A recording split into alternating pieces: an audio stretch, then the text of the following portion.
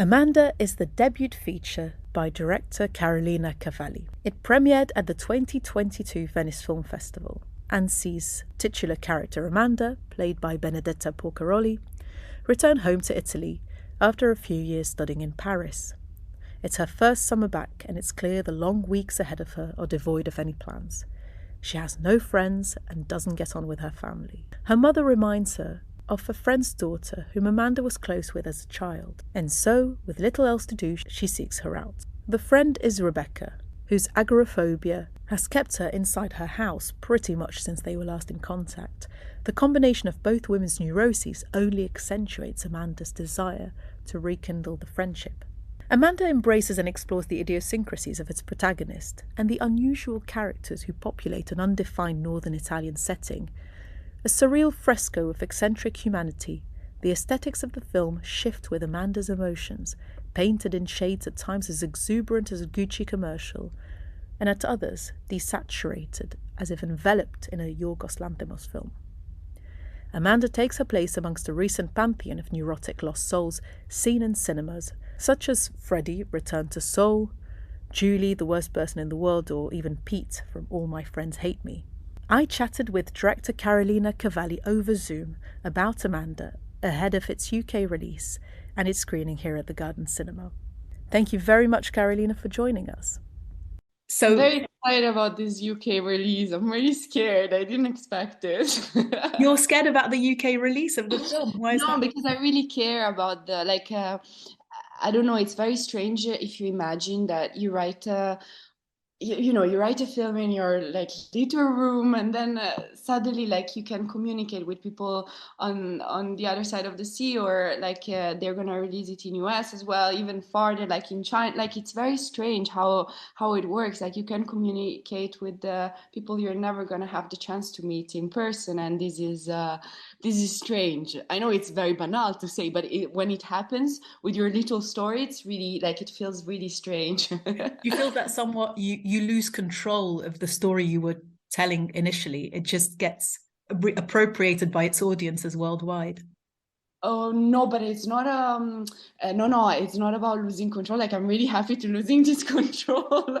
It's just a privilege. I feel it's a big privilege. Like it's and of course when I say I'm scared, it's just that you hope that people like your film. Then you know that it's not that it's gonna happen, that you can communicate with everyone at the same, yeah. And so it's a part of the process, I guess. But you just really hope very much that people are gonna like the film and sometimes laugh at the right time, hopefully.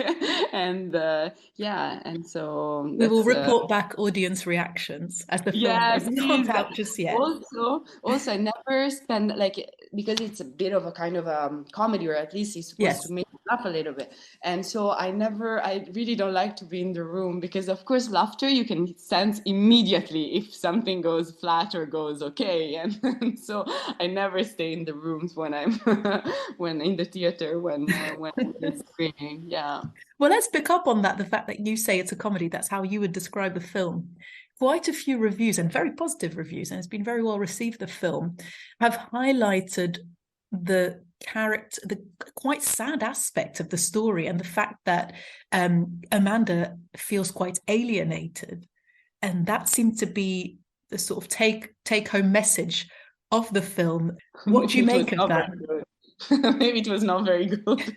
No, but I hope it's I always think that the kind of humor that makes me laugh the most is of course the humor that has a lot of melancholy in it. So I'm happy if there is a melancholic aspect, or of course it's a very strange tool, humor, and I feel it works only when there is a lot of human experience in it. And so yes, I'm sure there is I hope there is a lot of that as well. And the character's so far away from a stereotype as you can get. And in fact, I then read up a bit about yourself and your filmmaking, and read that you'd studied in Paris as well for a period of time. So I was wondering to what extent there are autobiographical elements in the portrayal of Amanda. For me, it was purely imagined.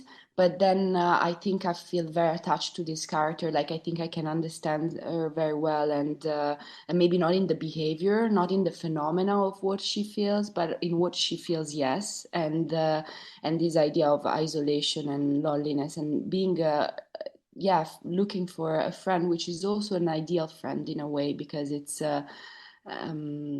yeah, someone who makes you feel less alone in the world. And it's like the imaginary friend when you're a kid. And this of course is something that interests me a lot, how in adulthood it seems that there is not this problem, like it's always related to childhood period or teenagers. And though I I feel sometimes it's very easy when you're an adult to be isolated or to be alone, to feel alone. And so on in this, yes, I feel very close to her. And on other aspect as well, like I realize how cool it is to listen to uh, younger people, like teenagers or children, who talks about the world and talk about themselves. And it's like it's so grand and it's so powerful, and there is a lot of potential.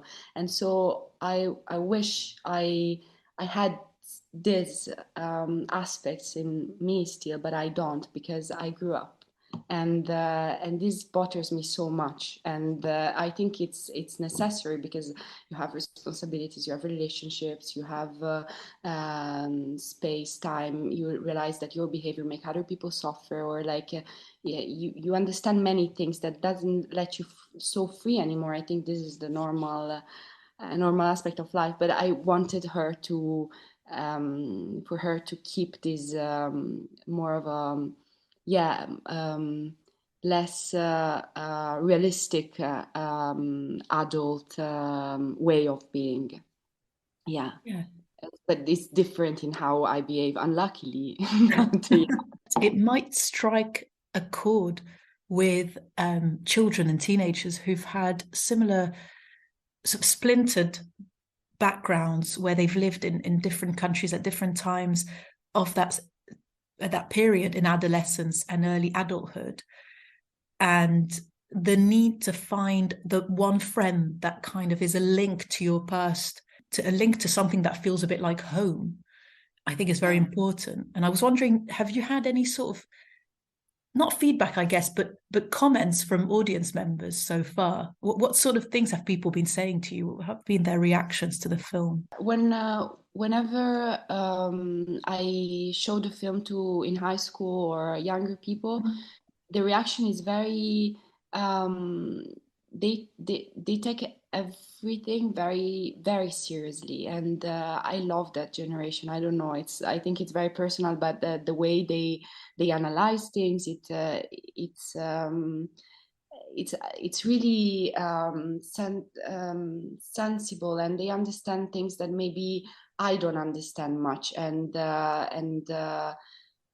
for me, for example, the emotions of both Amanda and Rebecca, who's the friend who closes herself in the room, are some emotions that are very familiar to me, and not just as you know, they've been now defined. They became like a social problem, and they are defined with a name, and they are a mental issue. And but you know, if you consider that as a spectrum, it's just a matter of like human emotions, and then it can be extreme and becomes really like invalidating for your life, or they can just be there as a little nut in your in your stomach. And this is so I had this the reaction, the analysis of the character from younger generation was very emotional, I feel.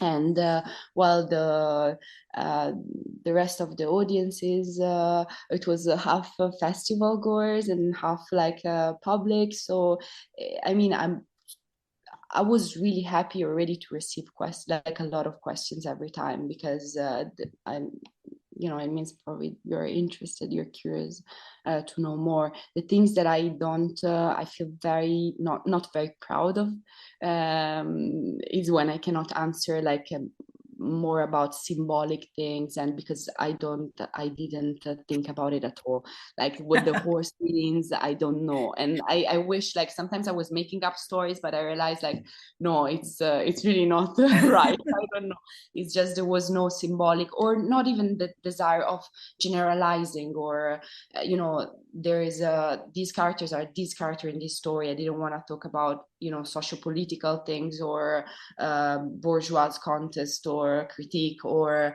I don't know, how I see therapy. It was just this character are there in that story, and they represent what they are, and that's it. And if they can share human conditions that are shareable between, like, us human, that would be amazing for me. It means, like, I can communicate something.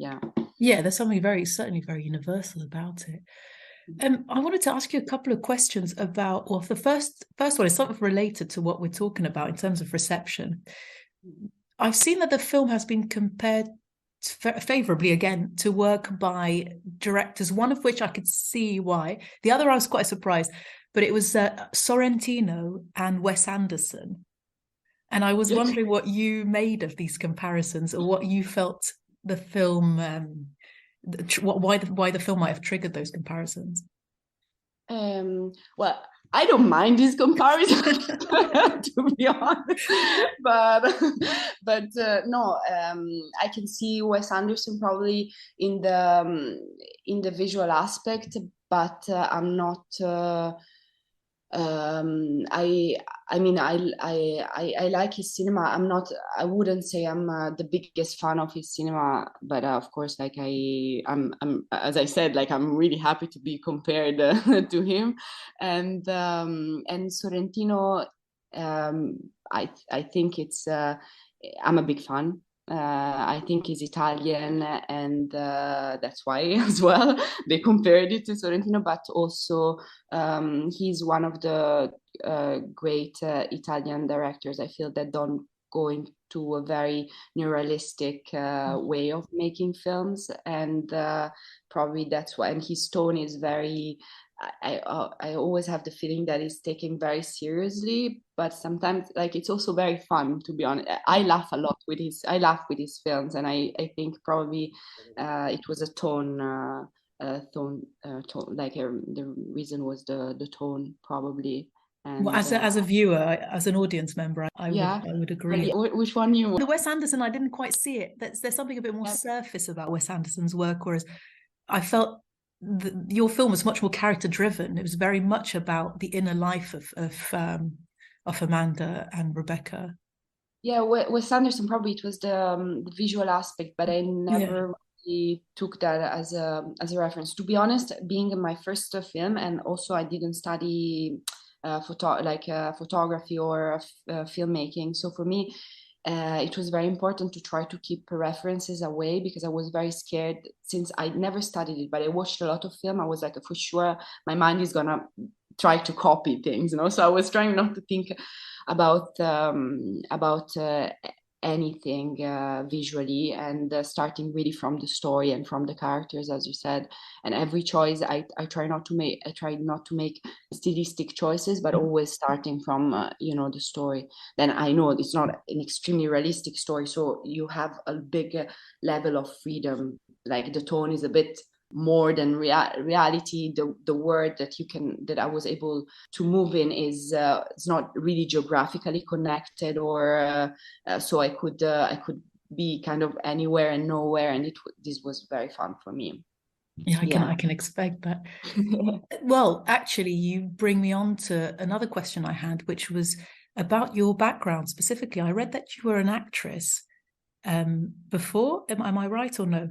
No, I think it was a mistake somewhere, because I've never Really? been an actress. I wish I was.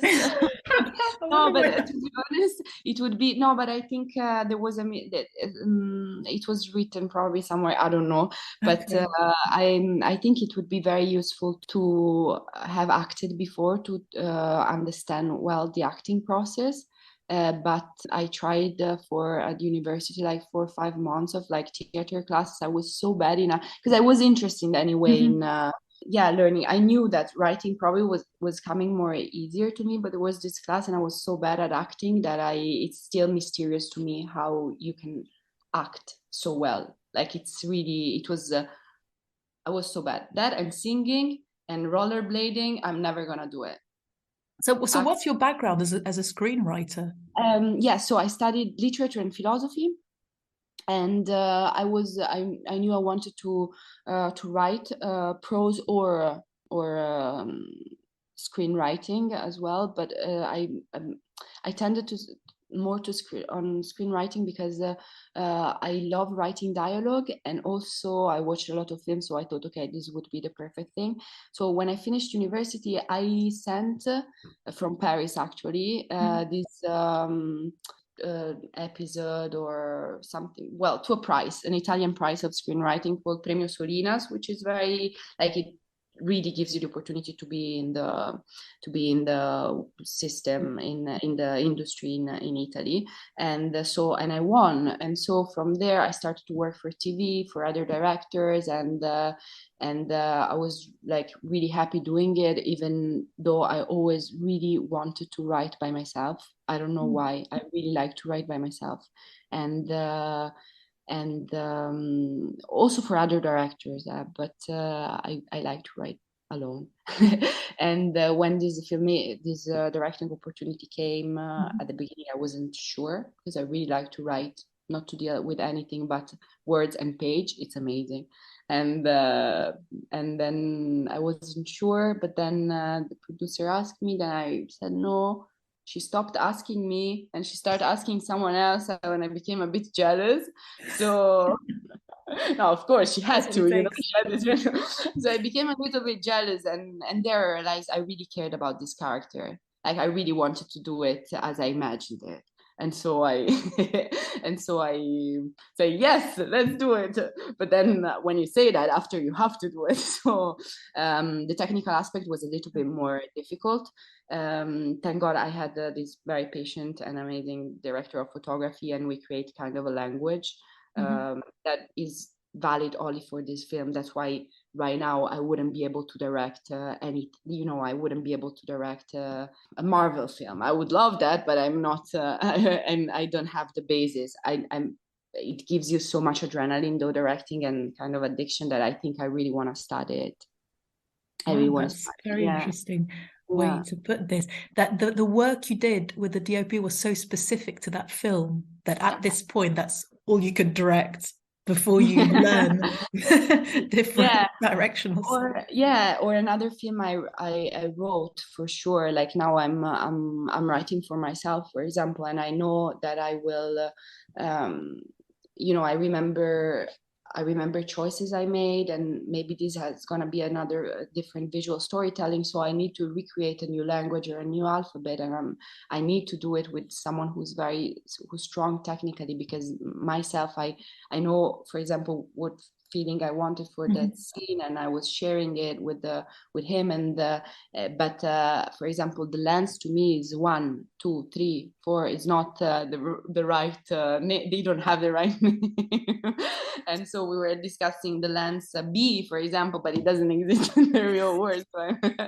And so it's just it's just a matter of probably really if I want to continue with this and try and go and direct others people writing, which is something that is not my priority right now, but it's something that anyway would interest me to become a bit more independent in this technical aspect. Because the rest, on the contrary, to me was pretty natural, coming from the writing.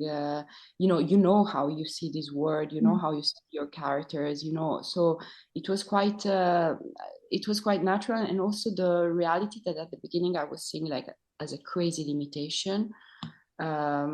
Whenever it happens that you go location scouting or you cast, you realize how reality can be an opportunity. Like even the limitations that it gives you, it makes you have to be more creative to go around it, or to and so it's I think reality improved the script. Okay, that's very interesting to think about.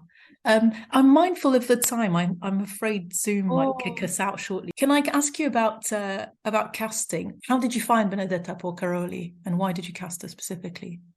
yeah, it was through audition, which is to me the only way, in my mind at the beginning, even if I never done it, and still now it is the only way you can choose actors, because there are amazing actors, but maybe they're not good for the character, or the character is not good for them. And so I think auditions was very important, also because Benedetta was an amazing actress, but the thing that made me feel so confident about her was we were seeing the character in the same way. And sometimes I feel humans have nuances that you cannot really explain, but if you both see it, like it's great. And so we worked a bit together on the character, but there was not much work to do.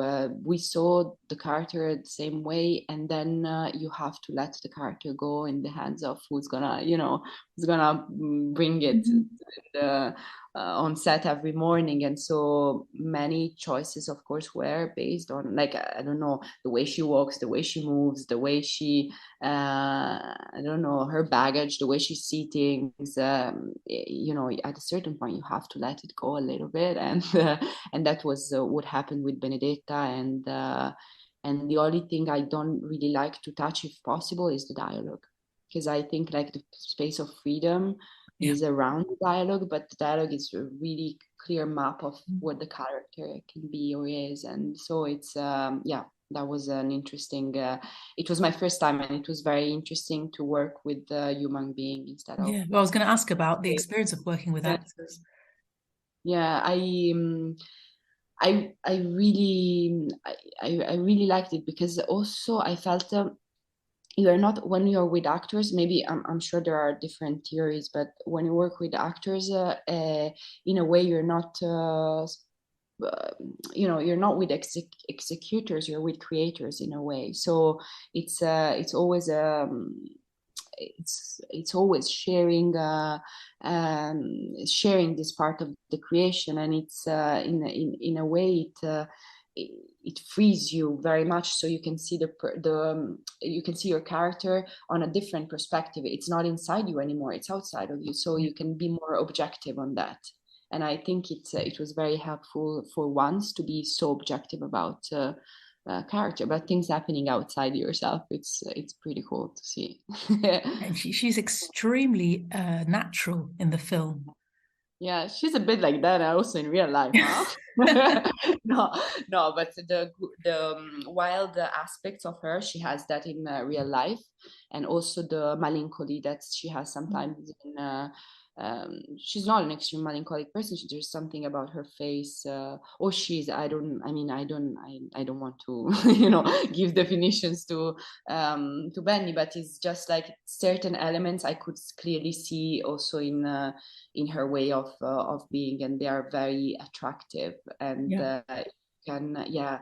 And so even if Amanda sometimes can result a bit annoying, the fact that Benny has these very attractive qualities that are, I don't know, I think it was it was, I'm happy.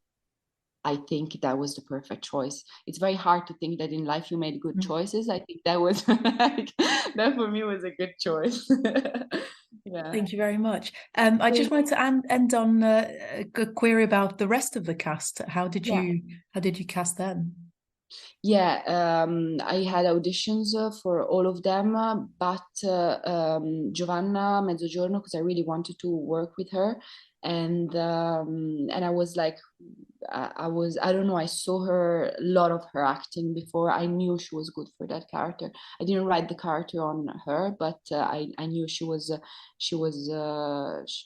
she Mm. would. It would have been amazing if she would have accepted. And the other one was Monica Napo, which is Benedetta's mother, because Yeah. I saw her, like, she's a great creator as well. Like she takes a character and she makes something else, and something that though respects a lot your vision. It's crazy. I don't know how they managed to do it. It's just like very, very interesting.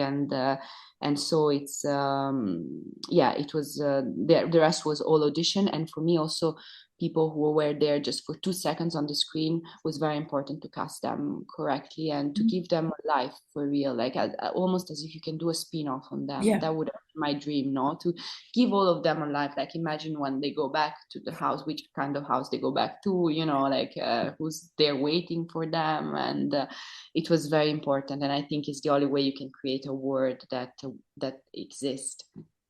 Yeah, Yeah. fair enough. And lastly, for the obligatory last question, what are Yeah. you up to now? What's next? I'm working on next film, the one I want to direct. Usually, I'm very quick in writing. Yeah. I'm being so slow that I'm starting to get seriously worried about it, because I didn't expect this at all. I thought, okay, after the first film, it's gonna be, you know, it's gonna be natural to, but no, probably also the fact that I didn't expect you have to travel so much with the film, which is Right. a good thing. But also, it has been 8 months now, and is you go to little festivals and every 3 days, and it's of course like it's a great opportunity. You would never say no, but at the same time, your head keeps being there, and so writing something new, at least for me, it's kind of difficult. I wished I had a already written screen play to direct, but no. So I'm starting, like I started to write, and I'm very very slow. And sometimes I'm also frustrated, which I've never been with writing. I really hope it's gonna come out something out of this. And are you mostly focusing on basically writing and directing your own work now, or would you consider taking on writers' room projects or writing for other directors? No, I'm considering as usual. Like I don't want to leave screenwriting for other people. Like there was this film in this year in Sundance I wrote, co-wrote with Babak Jalali, who's a friend of mine. They're amazing director, and like when you meet amazing directors, you like I really feel that like I really want to write for them. I don't know, like I want to co-write with them. This was the case. Yeah. We co-wrote, yeah, and so this is something I I really like to do. But in general, I really like to write by myself. And so unless I'm, but of course work is work, huh? Like if you are in the Zoom, like you have, you know, it's I'm still considering it's exercise. Is nice to be with other people, because you learn, like it's something I feel there is something I have to learn in writing with other people. It's normalizing your writing, or like balancing your writing, you know, it's important. And so yeah, it's something I want to do. But now I'm so right now I think I wouldn't really be able, because of this writing I'm doing for the next film, which hopefully will be shot as soon as possible. As Wow. soon as there is a script, yeah. Looking forward to hearing more about that and seeing what comes out of it. I hope you're gonna hear more about it. Carolina, thank you so much for Thank you. talking Just to so nice us. to chat with you. So I was calling on behalf of the Garden Cinema. We will be screening Thanks. Amanda very soon. Thanks for So choosing Amanda, by the way. Thank you. thank you to Curzon as well for arranging this Thank you, and for Carson. distributing the film. And we look forward to hearing what our audiences are going to say about it, especially once they hear the podcast. I can't wait. Would you let me?